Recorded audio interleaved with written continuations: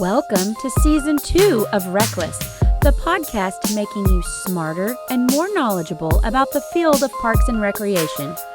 Join hosts Shane Mize, Jay Tryon, and Tom Venniro, three career-long friends from around the country as they dive into the world of parks and recreation with a surprise guest each episode. Laughs, leadership, life. This is RecLess. All right, fellas, y'all ready to get started? Let's do it. Yes. It was Okay, a folks. very cautious yes. It was a cautious yes. Tom doesn't know if he wants to get started, folks. My name is Shane Mize, and this, for the third time, is episode 38 of RecLess. And we'll explain more later on that, I'm sure. But I wonder why. Welcome to RecLess, everybody.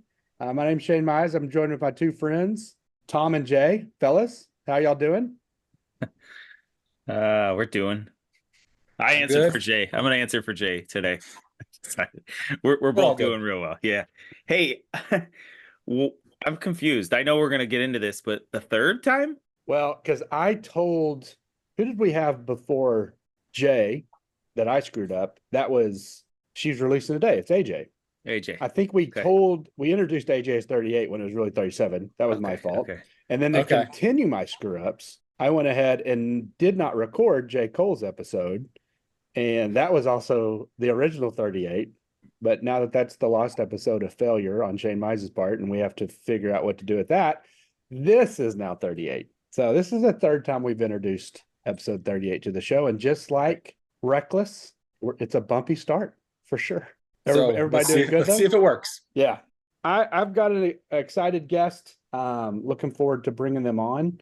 As we do, I've got a question for us from the start. Some of what didn't come up because I didn't record it from the last episode was we were talking about things that people didn't know about us specifically. And I admitted I was a bag guy, a big fan of organization and bags. And one way I find bags, because I'm not, as everyone does know, a people person. I'm not a shopping person. I'm not someone that walks around a bunch of bag shops and talks to a bunch of bag manufacturers. How do I find all these bags that I love? And I find them through YouTube.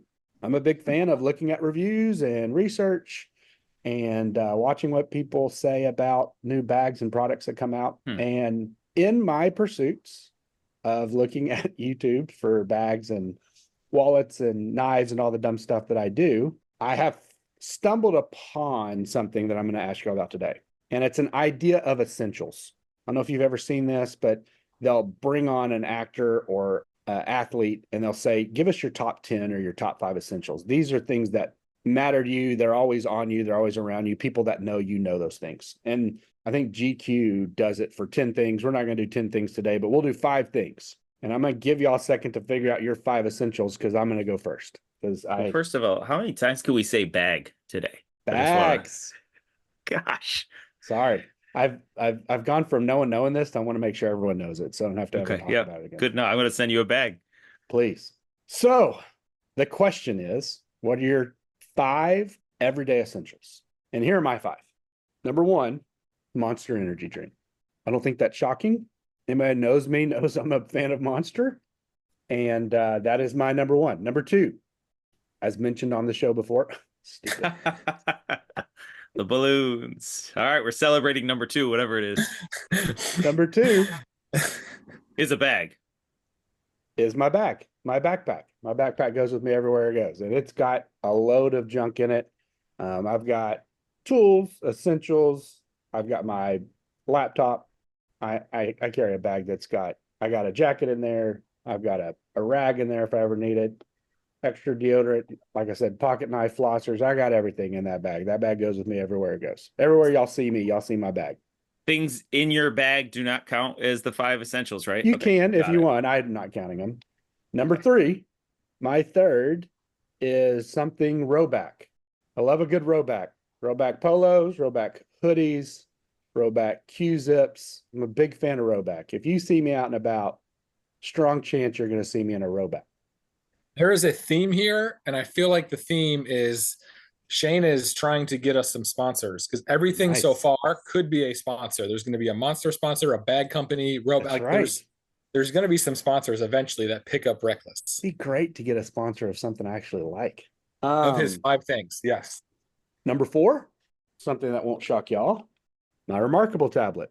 My Remarkable tablet goes with me everywhere I go. I tell people there's a fire in my house, I will scream for my wife, but I will grab my Remarkable tablet. It has everything on it. I carry it everywhere I go. I write every note, whether I'm journaling, sketching a new shirt idea. If I'm signing a document for work, everything goes to my Remarkable tablet. If you don't have one, they are amazing for sure. And number 5, beef. Whether it's a steak or beef sticks, I probably should have said an animal product because I do like, I had our guest on and they caught me eating some eggs and bacon. I didn't have time for steak today, but there's something carnivore related to my everyday carry for sure. My bag's got a couple beef sticks. My fridge has beef sticks. My Bronco has beef sticks in it. Bronco could have been part of my everyday carry as well, I guess. So those are my 5. What you got? I probably couldn't be more opposite than all of your 5. And Let's hear it. Anyone that knows us would not be surprised by that. Not at all. And I don't know that I have 5. I don't have like things that I have to have with me or things I have to have or do on a daily basis. Now, I am not a monster person, but I am a big just tea drinker. I don't drink coffee. I despise coffee. Even the smell of coffee just we agree on that. Me. Okay. Except for you did tell a coffee story on here a couple months ago and it was quite entertaining. So I drink a lot of tea. So that's my first thing in the morning. I will say in conjunction with the conversation that got lost last week that did not get recorded, music is usually with me at all times. So I have about a 35 to 40 minute commute and I am pretty much jamming out in the morning and driving home. If I get into like a routine at work or a rhythm of emails, like I'm putting music on in my office and I'm just like zoning out to music so I can just focus. So those are 2 things. I always have some sort of tea or music playing. And is there a type of outfit or material you always like to wear or some car you're always driving or workout you do every morning? Maybe that's essential, a workout or something. I do work out every morning of some capacity. So yes, whether it's walking, running, or hitting the gym. So that would be number 3 or number 1 because it starts my day pretty much. So yeah, I'm definitely and it's funny if I don't do something active in the morning, my whole day is like thrown off. Like I feel off. I don't feel complete to some degree. And then I will say from a lunch or food perspective, I am a sweet tooth. And like it's the minute I finish donuts. So today's National Donut Day, actually. Oh, wow. But whatever I have for lunch, like I have to finish every meal with something sweet. So if you follow my Instagram, you're really disappointed. My social medias are terrible, but if you follow Jay's social medias, you're going to see a lot of donut postings. I do like donuts and bakeries, just anything bakery related in general. So I pretty much have candy at lunch every day and I have ice cream every night. I eat ice cream almost literally every day. So really? those are 4 things. It's got to be one thing. And a sleep thing. Do you put something on every night before you go to bed or a certain skin thing, something, sunscreen? I don't know. What's your 5th everyday essential? Man. Watch, jewelry? I mean, I have a watch now, but I didn't have a watch for 20 years. It's funny. My wife bought me a watch as a gift probably 8 years ago, and I never wore a watch before that. But now I feel so weird if I didn't have it on. Okay. There's your 5th. So makes you think of her too. There you go.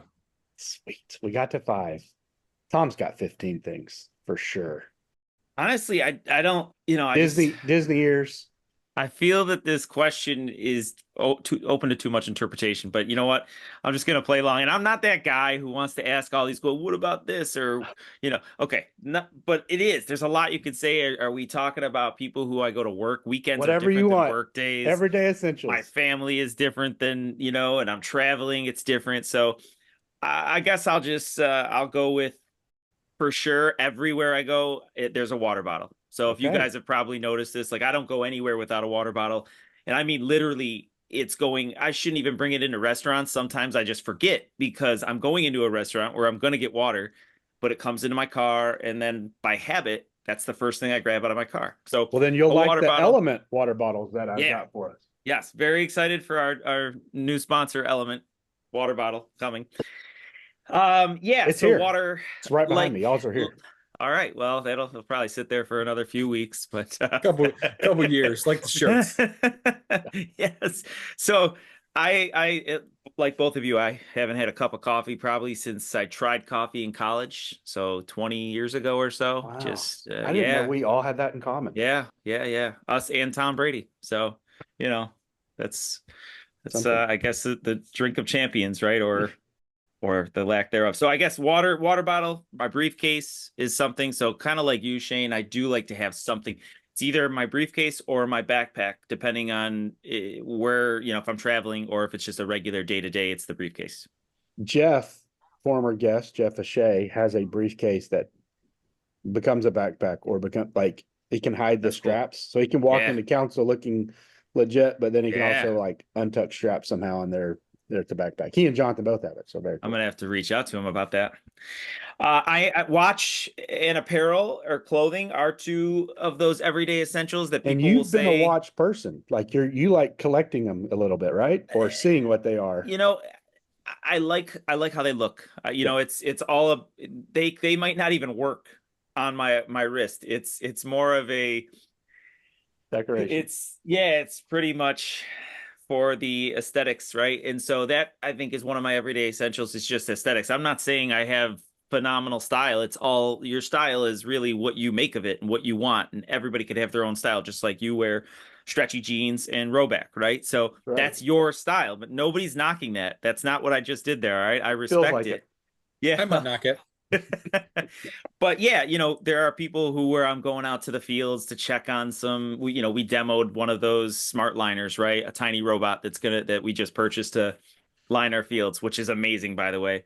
Anyway, I'll go out there with my dress shoes and my dress pants and people are like, hey, you knew you were going to be out in the field today. You couldn't put on a pair of jeans or something like that. No, I tell people that I could work out in my dress pants. So, so something like that. And then I guess the last ones I'd kind of been taking some notes. I mean, absolutely. I think the phone's the obvious one. You've got your tablet. I mean, there's not many times where I don't have this out there and I'm waiting for someone or something to be coming through the phone. And then a weird one is, and this wouldn't apply obviously if I'm on like a business trip, but most recently, as of this last year, we moved 5 houses from where I work every day and 5 houses from where my kids go to daycare. And so literally my kids are like on me. They're like a part of my everyday essential routine. We walk to work and people know that now, like that's a part of the routine.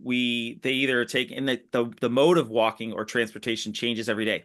Some days I'm taking them in the wagon, some days in the stroller, some days we're walking. Jack's just learned how to use his tricycle. So some days he wants to ride the tricycle and Amelia's in the little push car. So it's just kind of this, and I look like during the winter, I took them on sleds one day on one of the really, really snowy days, and we had to cross a street that was plowed. Big mistake, by the way. Taking the guy will never take that. That was Melissa's idea, but that's become something that people who are in the community see me doing that and being this ridiculous dad who, I probably look like the town idiot toting these kids around in every fashion possible, but it makes them happy. Love it. Okay. Everyone got to know a little bit more. We've known each other for a long time and I've never put together that none of us like coffee. So yeah, I didn't know that. Learn stuff about each other all the time. Well, let's learn a little bit about our guests. At first, they're straight out in Alaska, right? We know that. They would whoop if they heard you talk about their university. Do you know anything about that? Whoop. You say the specific university, they go whoop. No? And the Yahoos, the woohoos, what is Virginia called? It's Texas A&M. They're a graduate at Texas A&M, and when you're in Texas, they whoop all over the place. Whoop. I've never heard of a whoop. Oh man! Now come down here to a state conference. Never been invited. Nor will you. They are an event consultant Okay. in their part-time capacity. Here are some of the events they have consulted on recently. The 2023 NCAA Women's Final Four, the 2023 CONCACAF Gold Cup. That is the central, you have European Federation. This would be the North and South American Federation men's soccer tournament, not for club, but for country. So like when USA is playing Canada or whatever. The 2024 College Football Playoff, the 2024 Women's CONCACAF Gold Cup. So then the women's tournament for that same European or that same international tournament, the CONCACAF Nations League, the Copa America, and the 2026 FIFA World Cup, which will be hosted in the United States. Any guesses? A lot of soccer. Yeah, or tournaments. Yeah. Because there was the There's college football playoff. Yeah. Yep, as well in there. Okay. And there may be more. We'll be able to ask them. This person? Him? No, we'll Ask be able him. to ask them, is what I said. Ask them. That's what I said. This person is a good friend of one good Jerry, our friend Gary Logan. In fact, that's how I met him. Okay. Worked with Gary in College Station, was a full-time park and rec practitioner, or professional, but have left the field now a little bit and works in the consulting side of things, or what we would call the private side. They were most recently, they worked with the Dallas Sports Commission, Director of Business Development and Events, and they're currently in their second iteration with what used to be SFA, SFM. Now it's SFC, Sports Facility Companies. They are the Regional Vice President of Strategic Development. Welcome to the podcast, JD Wood. JD, welcome. Hello, guys. How are y'all? Hey, Good, JD, man. how How are are you? you? Doing well. It's good to see you guys. Good to see you too. Good to see. Thanks for joining us. No, I appreciate it. I'm just sitting here taking notes and going through it. And, you asked the 5 things. All I could think about is Adam Sandler going phone, wallet, keys. That's right. That's all I can think about. That's Right. good.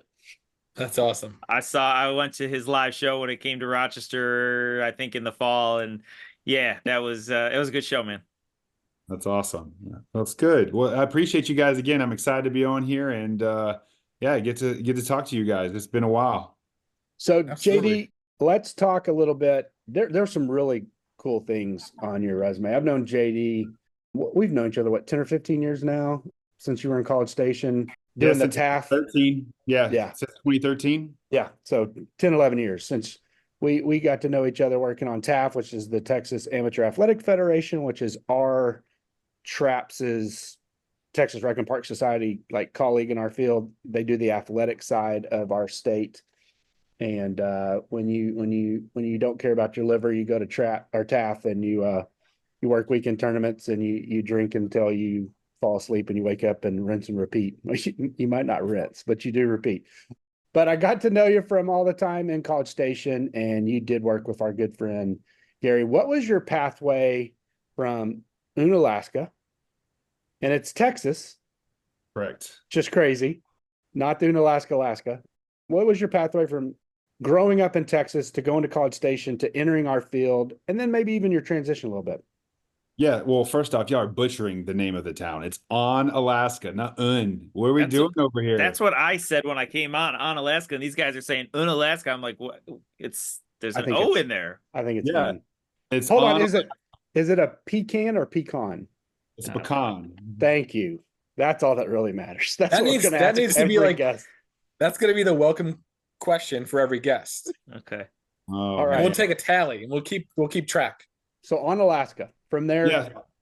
So I moved on Alaska in 3rd grade from Houston, real small town, 1,100 people, about an hour northeast of Houston, and about an hour from Lake Charles, Louisiana. Love growing up there, small town. My dad runs the Brookshire Brothers in town, small grocery store kind of. So I had the opportunity, loved living there, but had a chance to go to Texas A&M. I went to A&M and did my undergrad and my master's in sport management. while I was there, I worked for the women's basketball team at A&M, so I got to be a part of the whole team. They will always joke that they won the national championship the year after I left, so I was holding them back clearly. And then while I was there, found a passion for working events, right? And so honestly, I got to start working with Parks and Recreation and the CVB in College Station doing the Brazos Valley Senior Games. And so I developed that passion, or expanded that passion of operations, logistics, and sides of that, and helping out with local events from a recreation perspective, but then also got into doing Cotton Bowl, doing the Dallas Cup, working the Alamo Bowl, all those kind of events. So basically from 2005 to 2010, during my undergrad and my master's, I pretty much worked every major sporting event in the state of Texas had to offer, from bowl games to youth events to Super Bowl, anything I could get a hold of. And that's where I developed my passion. And so where I had worked for Parks and Recreation, honestly, I always love it because I didn't really think of that as an opportunity, right? It wasn't. So I always stress to the students and people I speak to is like, everyone wants to be a GM or an agent or work for the five, and I'm like, most of us are going to work Parks and Recreation or work sports marketing for Dr. Pepper or work for, a sports commission CVB. And so I always loved that I was exposed to that at right as I got into college, and was able to do that. And so with the sporting events, I felt I wanted to be I wanted to be in the event side of it. So is what I started doing is working all these events, got the experience, and I just was very fortunate. What do they say? Luck is when hard work and opportunity come together, right? Right. And so how many college kids graduating had experience working the local and state senior games the same year that the national senior games is coming to Houston, right? And so very few, I would imagine. Right. It was just happenstance, and it all worked out. So I actually got to do event contracting right out of college, and I was in charge of the George R. Brown Convention Center for the senior games. And so I had 13 different sports that me and 13 interns had to build, from laying the sport court to taping lines to doing scheduling to hiring staff and hosting 10,000 athletes. And I was, just in charge of the indoor. We had a team that did the outdoor. And I mean, it was a great team. And a lot of those individuals are so successful in their careers now. And we got to work with them. So it was great. And felt like I, wanted to go that route. So I got, after I left there, it was a year contract. I went and worked for Connor Sport Court in Salt Lake City, Utah. And so relocated my wife, who is also from Alaska, Texas. So we've been together since we were 16 years old. Fortunately and unfortunately, she's been with me along the path and hasn't had to move. And, the joke is that everyone thinks we're military because we moved every 2 to 3 years. So got to Salt Lake City, was there for about 10 months. It was a shorter stint, but I got to work every basketball and volleyball and tennis event in the United States over those 9-10 months. And so it was great. I just was always gone. And so missed, my wife didn't like that, moving her away from everybody. And so I had the opportunity. My mentor, along with, I'll talk about him later, David Schmitz, who has passed. He was the Parks and Rec director in College Station. I consider him one of my mentors as well. Monica Paul is the head of the Dallas Sports Commission. So she had an opportunity for me to come back to Texas, work for the Dallas CVB at the time in the sports marketing department. Got to be a sales and services manager for her, specializing in non-convention center business. So your soccer parks, your softball fields, your recreation centers, working with universities, bringing in those youth and amateur events to come to the Metroplex in Dallas proper. And this is where, everything was great. I loved what I was doing. I just had the opportunity. I wanted the opportunity to kind of develop more as an individual and as a leader. And so I knew Monica wasn't going anywhere, and everything was going well. So I wanted that opportunity, and I met David Schmitz, and he was the head of Parks and Rec in College Station. So I had the chance to get to know him. Started harassing him about an opportunity they were creating a tourism position underneath Parks and Recreation, because the city gave, I think it's $57 million to A&M to make sure they didn't go away for a year to help expand Kyle Field. And in that, there was an access agreement where we would have access to A&M facilities at cost at the city. So they needed someone that had that tourism experience, someone that had that relationship with the university. And so I just got lucky and happened to fit that bill. Right after, Gary had just started there, Gene Blue was there, and so you had a great team. Stephen Richardson, Kelly Nesbitt, Kelly Kelbley. It is a team, amazing team now, but especially was then. And I got to be a part of that team, helping build it from a lot of local events and small economic impact to, I think, when I left, and they've continued the success. And it was completely a team effort in this development. Was, I think we're over 130 events and close to $50 million of economic impact when I left 6 years later after starting there. And I apologize if I'm being long-winded. I'm just trying to make sure I cover it all. And so as every Aggie, I never thought I would leave. And God always has a plan. We were about to buy land, and I sold my house to buy the land. The land fell through, and 3 days later, I got a phone call from sports facilities companies asking if I would want to have a conversation about being the general manager of the Panama City Beach Sports Complex in Florida. That they were building, right? They were building right then. Yeah. So I got to be a part of that construction process, hiring, SOP creation, everything. And so it was just at, 31 years old, it was an opportunity that I couldn't pass up, and was there for 2 years, building it up from scratch and be a part of some fun times and some hard times with Hurricane Michael destroying everything, and got to be there. And I honestly, as you can see back with SFC, I thought I would have been there for a long time. But when your mentor calls and goes, hey, do you want to help bring the World Cup to Dallas? I was, yes, ma'am. When do you need me to start? So I had the opportunity to come back. It was with Monica and the team for 3 years, full time with the Dallas Sports Commission. And, SFC was always there, and it was always a passion, not only with the events, but the opportunity to bring venues to destinations and communities, not as small as Onalaska, which you never know, that could happen down the line, but kind of opportunities for kids that, my joke always says, when we played basketball, we were a big basketball community. All of us were great with our left hand because the root system on the right side of my basketball court in the backyard wouldn't let me go right. We all went left.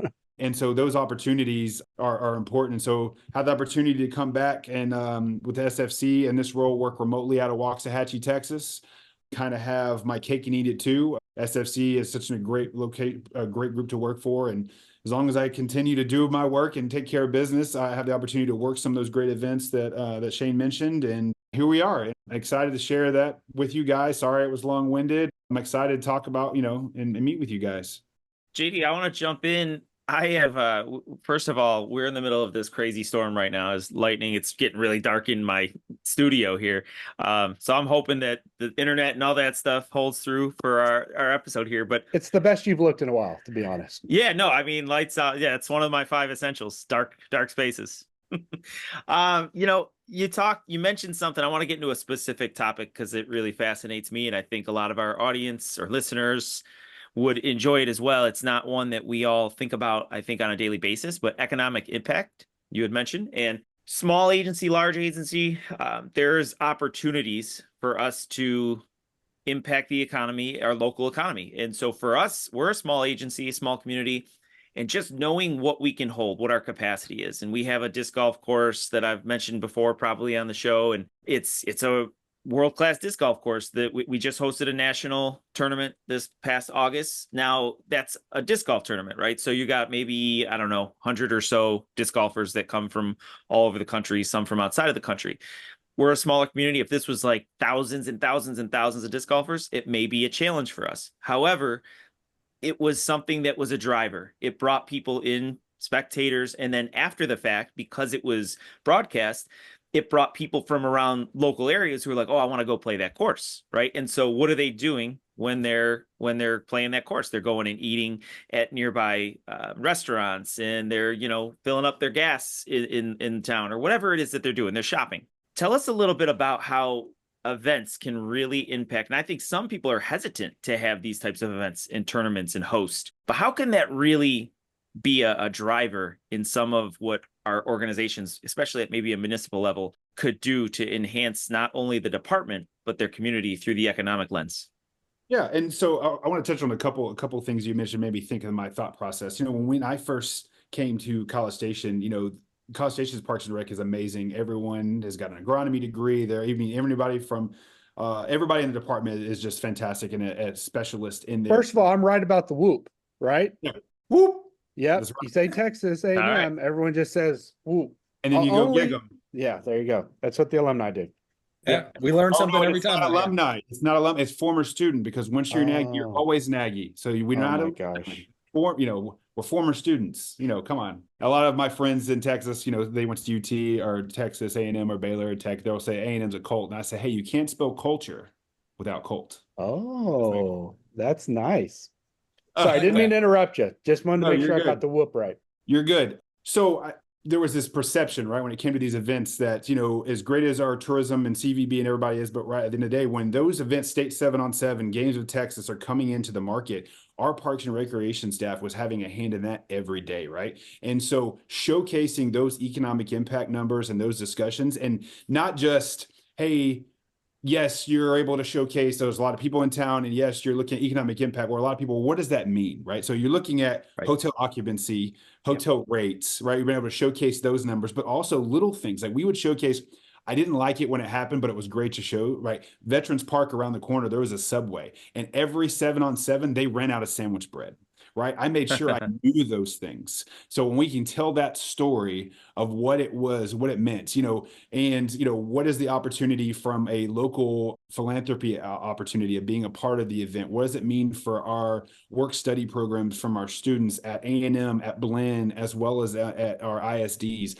Having that story and that information to tell was very important, because not only does it showcase the impact that Parks and Recreation is having holistically in the community, not just as passive, right, as having a park or doing the programming, just the programming as well, is that you're showcasing that we are touching not only all of our individuals coming into the market on the visitors, but also on a local usage. So when it comes time to, yes, police and fire and everyone is always going to be priority on safety, but when it comes time to budget and be tight on the budget crunch, you're able to showcase the impact that you're having over all aspects of life when you're running Parks and Recreation. So I think that, a lot of times, we provide the good things in life and everyone remembers, hey, they're losing 80 cents on every dollar and those kind of things for youth programming, which is very important for our community. And, Parks and Rec necessarily, depending on your community makeup, is not designed to make money.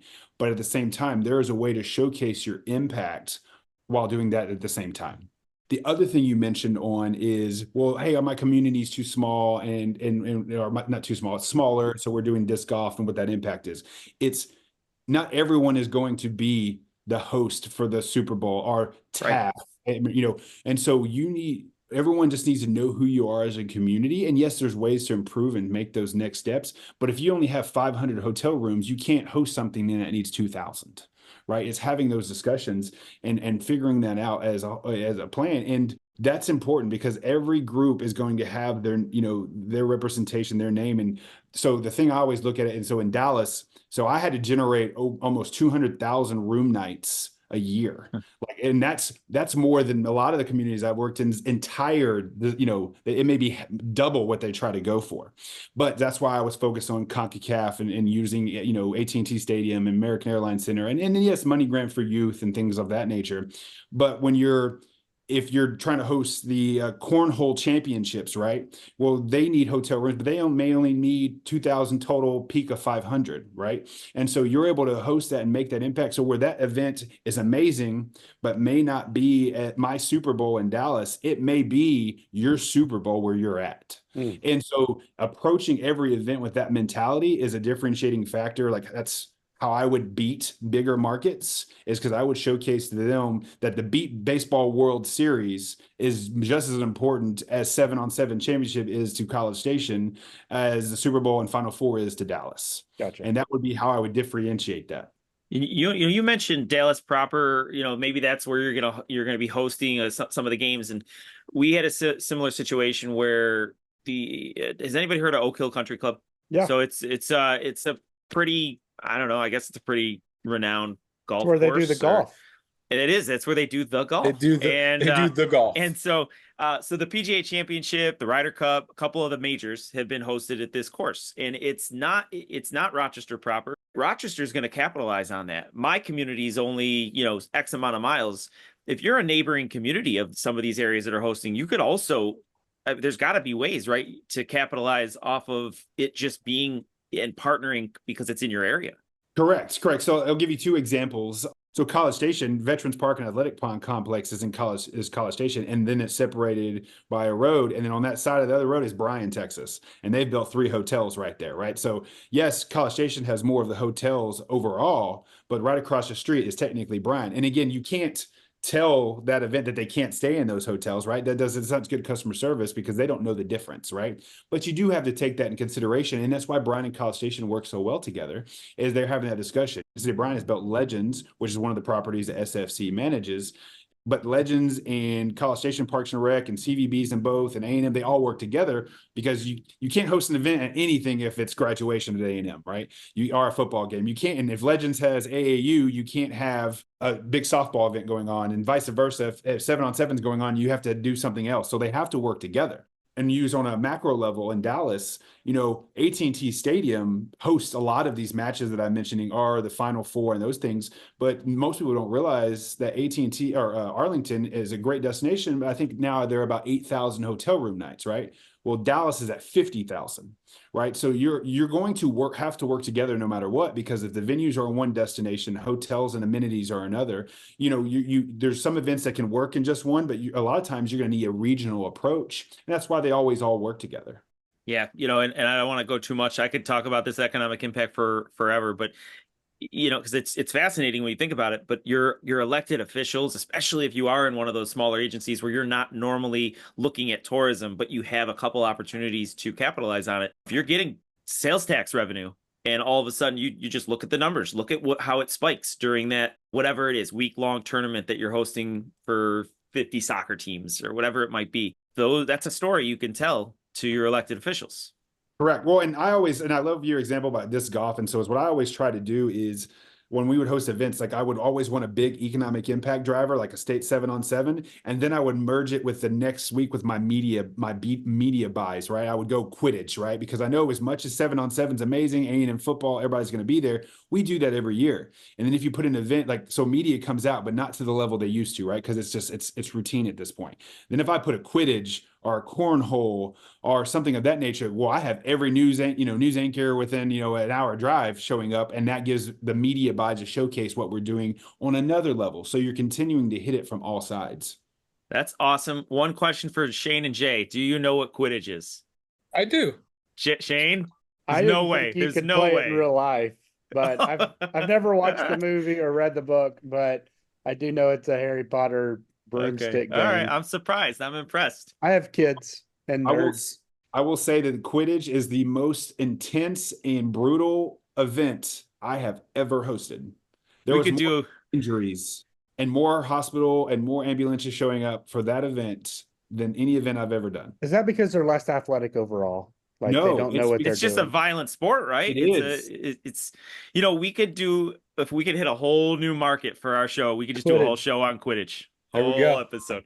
And I have all kinds of behind the scenes things I could tell you too. We're not going to say on a podcast, but it was, basically, Shane, think of it this way.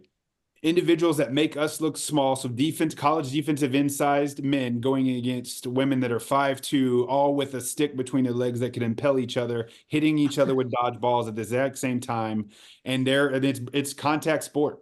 And broken hands, torn ACLs. It was brutal. It was so much fun to watch. I'm such a big fan. All developed because of a fictional book. It's pretty neat. Crazy. Hey, you mentioned 7-on-7 a couple of times, and what's neat is my son just finished his first 7-on-7 season. And y'all travel, right? We do. We travel. We were Myrtle Beach, Atlanta, all throughout North Carolina. But the team he plays for had other age groups that actually were ranked nationally, and they went to Texas. They were just in Texas a couple weeks ago. They played in a national tournament in Fort Worth. So kind of neat that you're talking about 7-on-7 because, prior to this season of him playing, I didn't know much about 7-on-7, and I've learned a ton and, been to every tournament every weekend since between February and last weekend when we finished. 7-on-7 is a huge thing in Texas, and it's been, I guess, 10 or 15 years, a way to evaluate. It started out as just a way to evaluate your quarterbacks or maybe some of those skill positions in the summer when they weren't having contact. Pads? No. Sometimes they wear some sort of helmet, like padding, like an impact thing, not a hard shell, but like a soft shell, like one of those leather ones or something. So it's not flagged though. It's just touch. Yeah. Just touch. Okay. Got it. But there are collisions in the air. Oh, yeah. Sure. And typically it's funny because even though it's touch, a lot of the kids will get like tossed. Like it's, you can touch them, but you can also kind of like shove them, and they don't ever call the flag because they're running full speed. So you never know how it's going to be. But My question for you is, is there a sport that you look forward to hosting or being involved in because it's just more entertaining to you, or at your stage because you've seen everything and seen so many different, is it really just there's not much difference because there's benefits and pros and cons of all of them? And then is there one kind of a follow-up to that? Is there one type of event that is always more difficult because of the setup breakdown or the coaches involved in some capacity, or what, or even the attendance, the attendees? Yeah. Maybe. Ooh. So I don't want to sound like a cop-out answer. So the reason I mentioned earlier about the venue and events that I love and I'm passionate about is because of the impact it makes. So to me, the event that makes the biggest impact. So in college, I was never a soccer guy, right? And so I became a fan along the path. I did some internships with the FC Dallas and with the Dallas Cup. And then I started to realize the impact like an event like World Cup or the Olympics has on countries that, they may not have shoes if they couldn't play this sport. You know what I mean? Like, so the philanthropy opportunity for those international sports and what that does on a macro level scale, like to me is why I do this and why I want to be a part of those events, is the impact it gets to make. So I would say, like, it seems that's why you see a lot of soccer in there for me, is because I feel I've identified that as a goal, as being a part of World Cup 26, even back as far as 2011. And so I've been trying to work through that process. So again, getting more experience on that end. But any event that I get the opportunity to give back or be a part of the legacy gift team to the community, like for women's Final Four, I got to help do the legacy court at Dallas Parks and Recreation. Like I got to be a part of that process. Like those are the kind of things that I look forward to because of where I come from, right? And those impacts. Now, when it comes to most difficult, I guess I'll take a different approach from it because I think there's pros and cons of every event. But the ones that I'm a fan of, like, so when I'm a big basketball guy, and so working the event knowing I'm not going to get to watch it because I'm working, like I take real pride in that. And so I always, when I speak to classes or I've taught classes, I always say that, hey, don't work in a sport that you want and that you're a fan and want to do, because if you know the score and the game, you're not working hard enough because you got other stuff to worry about. And so I don't like working basketball events because I want to go watch. That's so funny. My dad, I've never really said this on the show, but my dad worked TCU football security for almost 20 years, and not the stadium security, those guys that are looking, back at the stands and away from the field, the play is always to their backside, but he was football security. So he would lead the guys out. And then once he was there, you could almost find where my dad was at any time. Because if you just found the ball and went to the sideline, there was my dad with a cup of coffee, just following the full game, not securing anything. But yeah, it's funny. Like I used to ask him, could you ever be those guys in the yellow shirts, that are contracted out that just look at the stands the whole time? And he was like, no, could never do that. Like he spent 20 years on the sideline just getting the best view in the house, because he was there to make sure the guys got out onto the field right and left the field correctly. Everything else for him was just watching the game, which, yeah, if you're putting on a show, you can't really do that. Well, and something too, I was going to tell you, Jay, one of my favorite events I got to be a part of. So when I first started with SFC as a GM in Panama City Beach, I mentioned how we got hit by Hurricane Michael, and it just shows you, I'm a firm believer, and I apologize if I take this, if this is not what we're going to talk about, but God has a plan, right? Like this is like, I'm a firm believer in that thought process. And so Hurricane Michael destroyed everything. Like we weren't vertical yet in the complex, but like my house was destroyed that we were living in. I slept on a blow up mattress for 10 months, right, guys, we were building, because family went back to town. I back home. I stayed in the one room. And so we oversaw the construction and went through that. And it became a focus of the community to get the venue open, because if not, they were going to lose their economic driver of the summer visitors, not only for the beach, but also they do 7 days a row for 3 months. Like there's an event every 7 days, a new event starts, and it goes all summer. So if we weren't open, the other venues were destroyed because they were up. We had to be ready. And so the coolest story is, in the process of building it, there was a gentleman named Chip Seal, and the main drive is called Chip Seal Parkway. He passed away, unfortunately, from an illness. And we came in that process, the very first event, we were pouring concrete at 5 a.m. of the event. And so that we could get the event in. And so air conditioned, the concessions is not really open, but we're making it work, all those things. And the team that his daughter played on and they were dedicating it to them won the championship. That's cool. On the last game, you know, like, and we got to be a part of that process. And so that's the kind of stories that I want to be a part of and that motivate me in the event that I'm doing. Yeah, that's really neat. If you've ever seen an aerial of the Panama Beach side, it's so close to the beach. They're all turf fields. You know, it's an iconic view. It reminds me of a push and pull that I think park and rec professionals experience. And JD, we've talked about offline, even when we met 3 or 4 months back when I was asking you if you would come on our stupid podcast at the little Vietnamese place we ate at.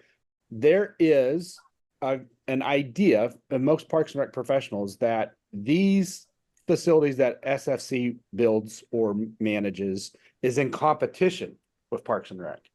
And you're not saying that. In fact, you're trying to be the Pied Piper of we work with Parks and Rec. And you're a former Park and Rec professional that is working shoulder to shoulder with Park and Rec agencies, running facilities for them, also allowing their programs to be in there at times and making sure they hit goals revenue wise for those cities to see value in. So they'll continue to fund the Parks and Rec department at a high rate. And so I wanted to make sure when we had you on a little bit, we talked about the fact that you're not competition with Parks and Rec. You are a partner of Parks and Rec. How is the best way to explain that symbiotic process of how it all really works? Yeah, well, and first thing I do want to talk about, and I've talked to Stephen Richardson and Gene Ballou and all of them in College Station, is when they were asking us to talk to existing venues and existing parks and recreation, I was like, look, you need to make me feel comfortable for me to go talk to Stephen, a good friend of mine, and tell him why it makes sense and, you know, why we're not competitors, you know, why he is getting 2-to-1 match at 7%. How are we even going to come close to that? Like, how do I make those suggestions? I need that data. So until they made me feel comfortable with it, I was going to more focus on new venues and things like that. And so it was really important to me because, again, I have a lot of friends in the industry and I want to be able to look you in the face and be like, look, we are a teammate and a partner of yours. So at the end of the day, we feel that we can help every destination, but we understand that some destinations like to self-operate and have that experience, right? So let's use College Station and Bryan as an example. College Station has, you know, a great team. So does Bryan. College Station has always done everything in-house. That's from public works to IT to parks and recreation and things of that nature. Bryan does outsource, does look at other ways to look at things. They want to provide the good things in life, but maybe they do want to make sure they cover costs or at least operational costs. And you see that trend, right? So that is a community that we would look in and identify if someone we could potentially work with. College Station, would love to help out, but it doesn't necessarily mean that right now we're that partner for them, right? Mm-hmm. We want to help with that. So in Bryan's case, with the Parks and Recreation, they are the point of contact. We report to them. We are an extension of their staff. So essentially is what it is they are. And not everyone knows what the Legend is. Just overall tell what the Legend is. It's a huge facility of basketball and volleyball courts, correct?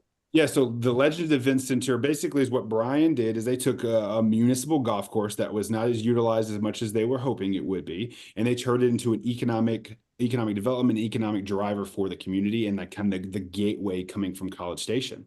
So they have Big Shots Golf there now generating revenue for the city and Parks and Recreation, and they're building some more, you know, like a chicken and pickle type Alamo Draft House type venue as well there. And then they have the Legends Event Center. So I think it's 129,000 square feet, 8 basketball, so that can be 16 volleyball or 24 pickleball. It's got about 10,000 square feet of meeting space, about 8,000 square feet of family entertainment center.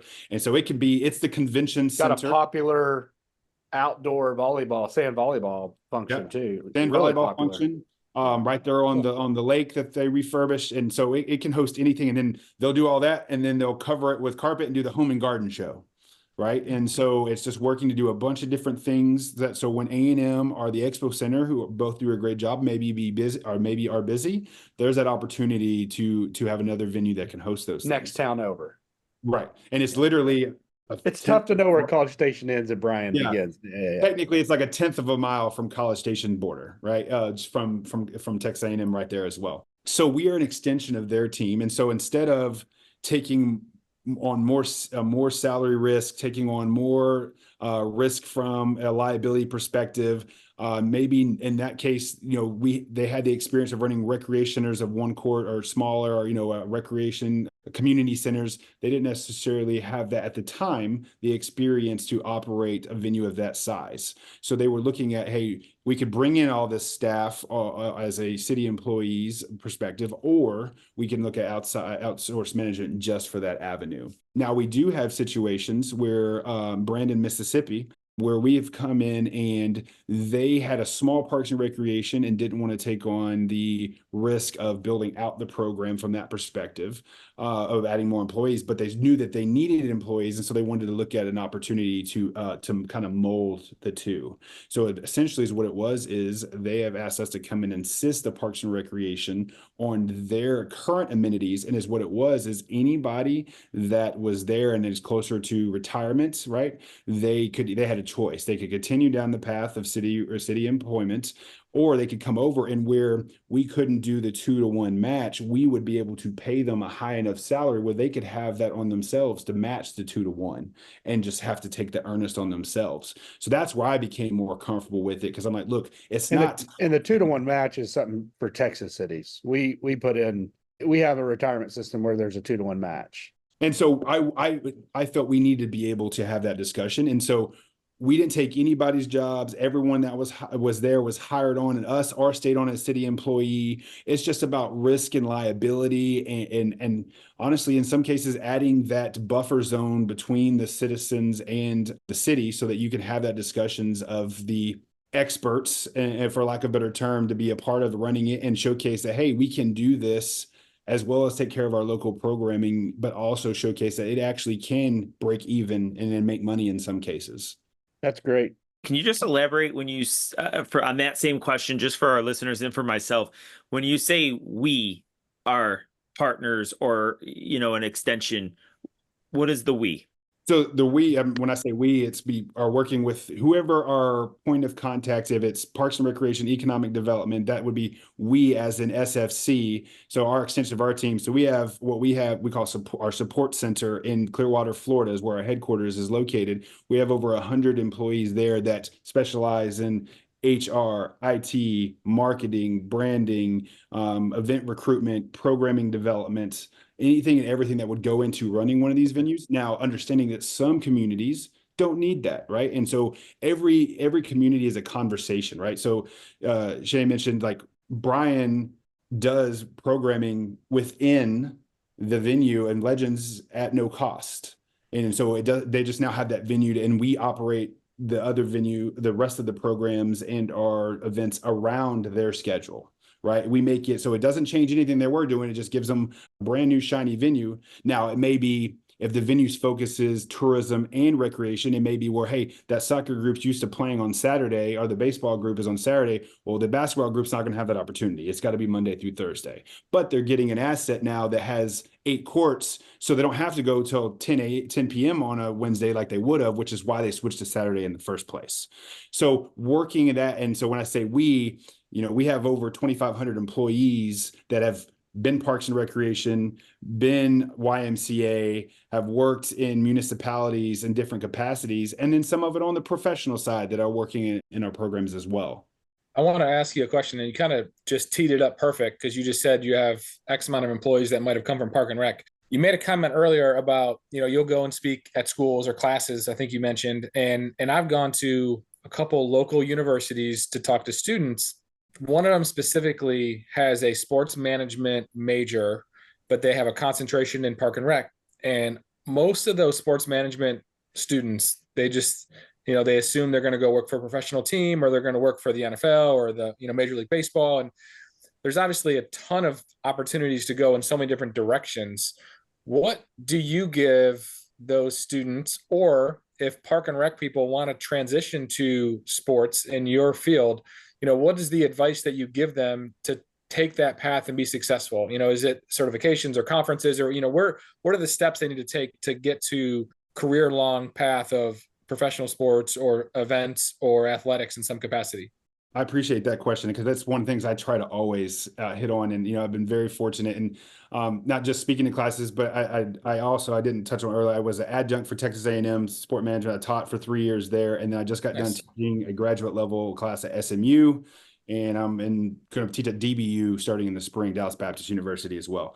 Basically, the thing I always tell everyone is be open-minded to get experiences in everything, right? Because I had friends that would say, hey, I want to work in marketing, and then they never got any experience in marketing, but didn't do any of the other things because they thought they wanted to do marketing. And when they graduated, they realized they hated marketing because they never tried anything, right?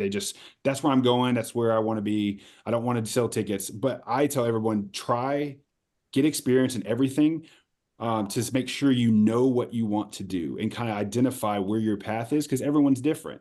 Additionally, it's such a competitive market. One of my professors in college used to say working in sports and recreation is sexy, right? So everybody thinks I'm going to get to hang out with the players, I'm going to make lots of money, and is what they don't realize it's supply and demand. You're not going to make hardly any money, and you never get to see the players.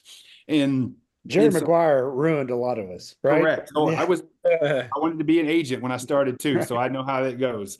And so I would always express them that, not only because it's competitive, as what I was going to say is if I'm not doing it, someone else is, right? So now they have a leg up on me in that experience because the more you do, the more things go right, the more things go wrong, and you learn from those opportunities. So I express getting that experience, going out there, and doesn't matter if it's, hey, I don't want to work Parks and Recreation. Well, you know what? They have the TAF amateur, Games of Texas. You need to get that experience to make sure. Yes, you may realize you do not want to do track and field events out in the heat in summer. And that's okay, but you wouldn't have known that if you didn't do it, right? Yeah. So those kind of experiences. And then I also always tell everyone, they always say, if it's not what you know, it's who you know. And I say, it's not that, it's who knows you, right? So I know Shane. I could say I've talked to Shane, but at the end of the day, if someone goes, hey, JD, and Shane goes, sounds familiar, not 100% sure. Well, he doesn't know me, right? So that relationship's got to be genuine and reciprocal back and forth. And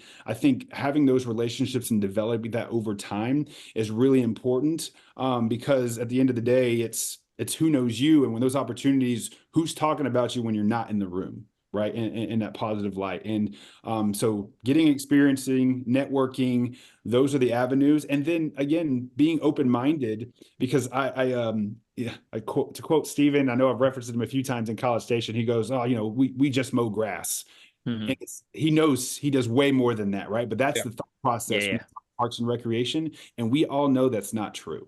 Yeah. And just because of how important everyone is from a Parks and Recreation to those visitors at events are those programming and to those local users coming in. And so be open-minded to trying new things. Because again, there's only 130, 140 GMs out there. Again, I'm not trying to say you can't achieve your goals, but it's going to be a process. And what we always say is that, people don't die or quit often when it comes to those positions. Right. And so there'll be more of us that are going to work in, being sports marketing for Dr. Pepper Snapple Group or Coca-Cola, or being a consultant and supporting, or being at one of these venues, or working Parks and Recreation. And there's more of those positions and opportunities than there are to working in the Big Five. Sure. That's great. So we usually do some round robin, but before we get to that, the World Cup's coming. You're heavily involved. In fact, when we were eating together a couple months ago and I was talking to you about our podcast, the Dallas had been floated as the championship game. And I was asking you about it. You're like, I don't believe that yet. They're still trying to figure that out. And I think you felt like there was a chance to go to New Jersey. So you were heavily involved in the World Cup in the lead up to it. There hadn't been a World Cup here in a long time. I think there are some Park and Rec professionals that understand what soccer is, but I don't think in some ways we have a lot of people that have potentially wrapped their head around what an international tournament of this capacity really is and the spectacle it could be, whether you're an attendee or specifically a volunteer. And as spread out as the potential locations are and the opportunity for any Park and Rec professional to volunteer, I just want to give you the opportunity to give an elevator pitch to our industry, why they should be excited about the World Cup and why they should consider either attending the World Cup or even volunteering at the World Cup. Yeah, no. So I think to me, same of the kind of reasons I gave earlier, but why if you translate it, or why we do what we do as a Parks and Rec professional of giving back to our community through local programming, getting those kids out of their house, getting them active, getting social interaction, those kind of things, that is the same impact soccer and the World Cup has everywhere else in the world. And so that impact on a grand scale is essentially what we have done our careers, right? That's what we're focused on, is giving back to those communities, and soccer does that worldwide, right? So soccer is the Parks and Rec professional of the world. Correct. I love that. I love that. I love that. That's a great way to say it. And so, and two, on the World Cup, I appreciate the kindness, Shane, that you said, but I'm just in charge of training sites and team-based camps for Dallas. So I am a minuscule. I got to be. No one believes that. No one believes that. I got to be a part of the bid process, but I was focused on those 100 pages, right, of that part of it. But yes, there's going to be, so Dallas. Fortunately and unfortunately, you're right. It's hard to be upset when you get 9 matches, right? We get the most matches of anyone. Of course, we wanted the final. I was at the announcement party. It was definitely like, oh man, we really wanted that, right? But we know we have 9 matches. There's opportunities still. Again, it's not finalized for international broadcast centers and for Fan Fest, and those kind of things are still being discussed. And and Tom, you mentioned economic impact and hotels and those. Each match is a Super Bowl. That's the equivalent of the impact. So you're talking, and hotel room nights is like 50,000 room nights per match, and there's 9 of them, right? So that's coming. International Broadcast Center, if we get that, that's 2 to 3 representatives from every country for 10 months leading up to the 45 days of the event. So think about the impact that has on, we had to look at hotels from 2 hours out of Dallas Metroplex. And so those are the kind of things that impact. And if there's an opportunity for a Parks and Rec professional to be a part of it, even at a minimalist stance of hasn't been here for 32 years once it's here. So realistically, the leaders of 94 that helped out with the events, this is their last hurrah. When we get to host this again, it may be our last hurrah. Right. So even if you're not sure, like, hey, I'm not a big soccer guy, but the environment and what it means for the community, the growth of another sport that can translate into programming for us, because not only soccer, right, but then also futsal expansion, looking at 9v9 and 5v5, 3v3 soccer, right? It's just going to continue like that, which gives you the opportunity for additional programming for your community. And you have a little bit more. Even if you're just volunteering and, being a ball boy or girl, or you're helping out with volunteers in the fan zone, like that's going to give a little more credence of you being a part of that culture and knowing a little bit about what's going on and the importance of that. So I just always would encourage those kind of opportunities. On Alaska, Texas doesn't come around very often, right? And you want to be able to maximize those chances, and then the Olympics in 28, like this is the time to be a part of sports in this country. Love that. It's exciting. Well, let's do some round robin. Let's get to know a little bit more about JD. So, first question. You and your wife are going somewhere to eat. No, let's say you're making a meal for the wife. It's a special meal. What are you making? Oh, what does JD make? Is JD making, or is JD's wife making? JD's not making. I'm not going to try to lie on you. There you go. My wife went to culinary school and is an amazing cook and amazing. She makes amazing things. Now, this is going to sound bad, but like, if you're like, hey, she's having a bad day. The kids are, I have 3 daughters under 8. And so if like, hey, it's a bad day. I've been in meetings. I've been busy. Hey, on my way home, do you want me to pick up Freebirds? I'll pick up Freebirds. And so I'm a big Freebirds fan. So if you guys don't know, it is a better version of Chipotle or Moe's. It's the best. It's what we would call Aggie owned and operated. I was going to say Aggie land. Right. Yeah. Right. So we love Freebirds. So that would be one. Cherish would be making red beans and rice and jalapeno cornbread, most likely for us. Gotcha. From a sports facility perspective, do you have a favorite stadium, arena, location that you visited that the actual complex itself was just your favorite? Man, that is a hard one because I love venues. So like I was not trying to take a segue to it. I was at Pepsi Gulf Coast Jam this past weekend for me and my wife's 14-year wedding anniversary. So it was a concert, and my wife was laughing at me because I was like, man, look at the rigging. Like the rigging looks so good, like how they did all this. And so I just go into that kind of detail. So from a professional perspective, I love AT&T Stadium. but there's things I don't like about it too, and it's because the operation. Like as a fan, I love AT&T Stadium. Operationally, it's difficult for security reasons, right? So security's the best. So there's so many variables that go into that discussion. So I apologize. I will say that on the venue front, again, I'm a homer. I love Panama City Beach because the reason I love it is because of how it's set up, right? 14 fields that can hold 10 baseball, 10 softball. It can host 13 lacrosse, football, soccer fields. And so the 13 fields it covers everything. So like you have some fields that are long soccer with the corners kicked out to do softball at 225 or little league. And you have the full size that goes 60, 90, college and big boys baseball that can go soccer down the line. So you could have 4 little league, 4 baseball, and 5 soccer going on simultaneously, or 10 softball, 10 baseball, or 13 soccer. You know what I mean? So it keeps it. I love that flexibility to that perspective. JD, I'm sure that your wife can cook me under the table, but for me to unplug is to cook and to experiment with food. Experiment is the key experiment. Word there. Yes. And so for me, a lot of my life is Parks and Rec and sports, and that's hobbies too. And I think by what I'm looking at in your office and what we've talked about in your job, sports is probably, and your background that you shared is probably a big part of it. What do you do to unplug from sports? I don't. Honest with you, and I don't mean as a negative thing. Sure. Do you use sports to unplug from sports, like your personal? Yeah. So I take my vacation to go work events. I see lights on the horizon. I go check out the softball fields. Like my wife loves me, and we've been together forever, but she's like, it's just another soccer complex. Like, why are we?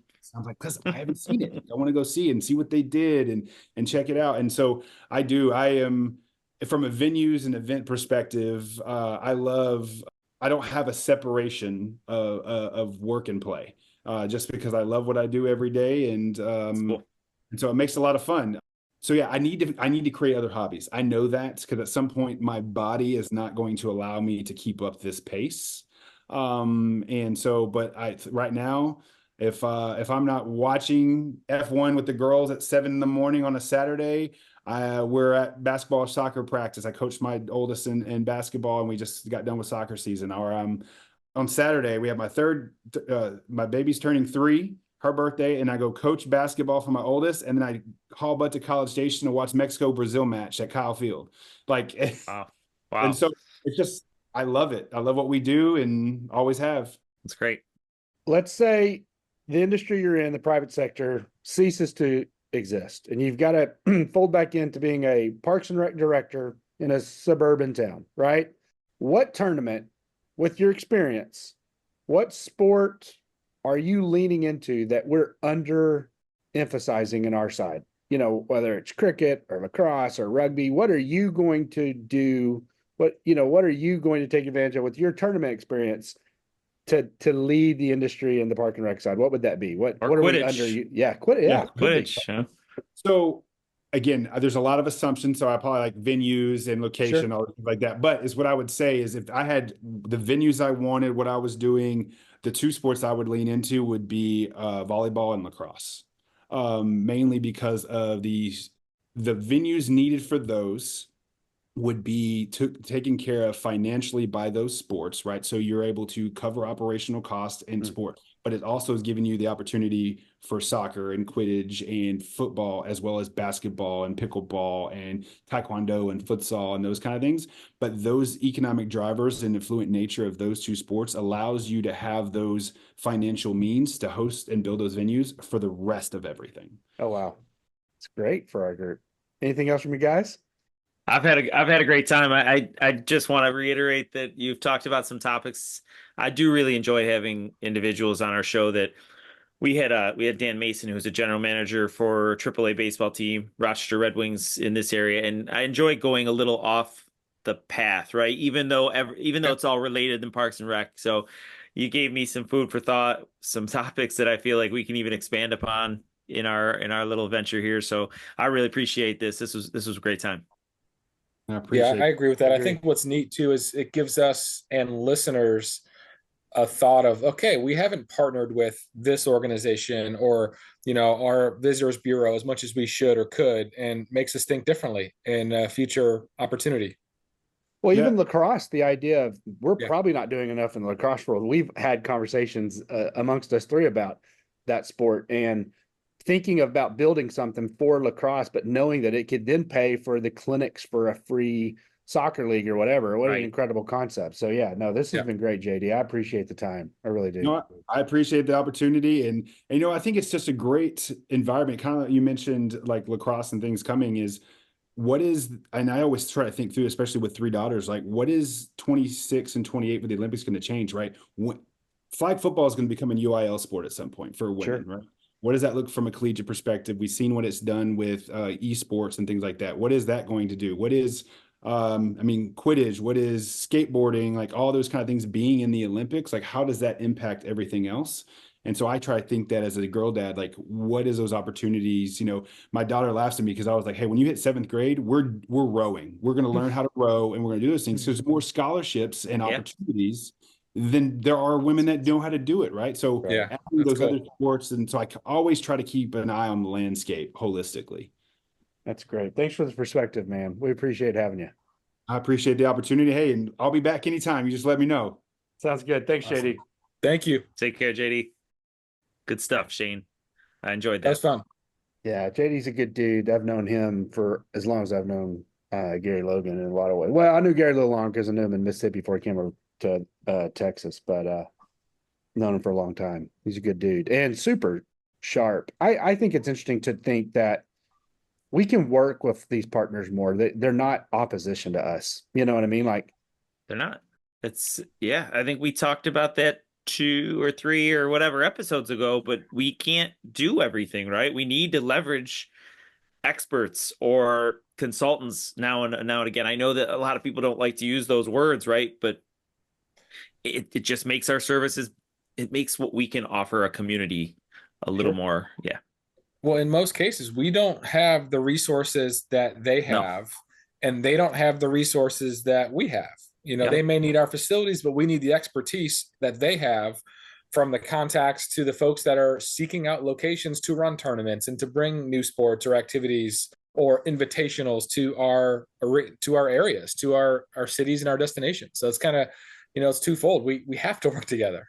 For a tourism district in Bryan to build a facility that their residents get free access to Monday through Thursday, and that facility brings in tourism dollars Friday, Saturday, and Sunday, versus those same facilities happening in a very small 25,000 square foot rec center. It's a no-brainer. So here's a real life scenario from a municipality of a small size. So when I was in Indian Trail, set the tone here. Indian Trail at the time is about 1,000 residents. Okay, so now it's grown to almost 40,000. I got there before they built their flagship park, and they had it scheduled in the design that was passed by the voters for park bonds to have 4 baseball fields, but they were all different sizes. They were going to do 2 softball fields and 2, adult ball fields. But the goal was also to run tournaments. So we quickly changed that. And I said, well, listen, you can't run tournaments if you want to have, 2 dirt infields, 2 grass infields, and they're all different sizes, because no tournament provider is going to come for 2 fields. They need at least 4. Mm-hmm. So quickly changed it. And to this day, they are the only tournament complex in Union County, and they are booked solid every single weekend. Yeah. And it's awesome. So it's a win-win. It's, you got the tournament providers that need the space. You got the municipality that's booked solid, and they're bringing in revenue and, being able to show the community why we invested into the park. Yeah, I think it's important to tell that story, Jay, that on a smaller scale too, right?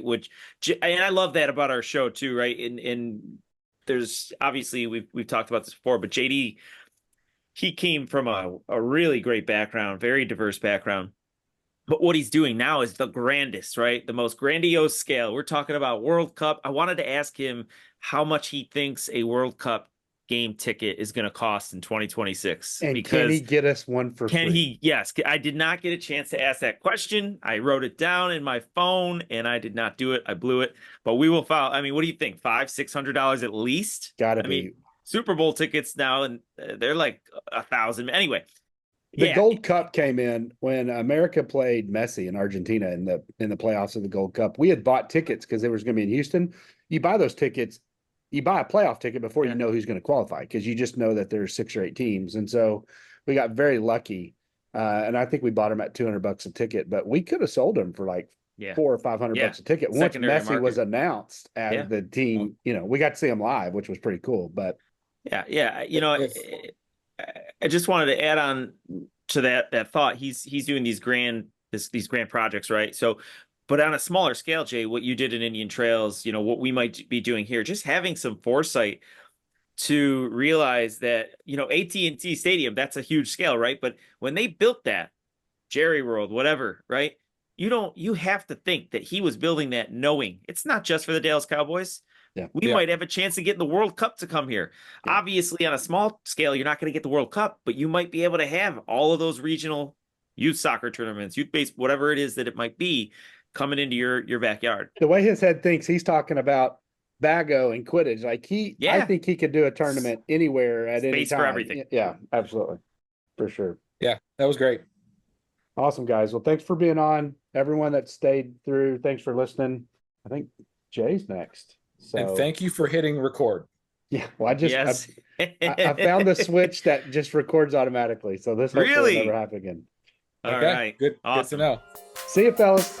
See ya. Bye, everyone.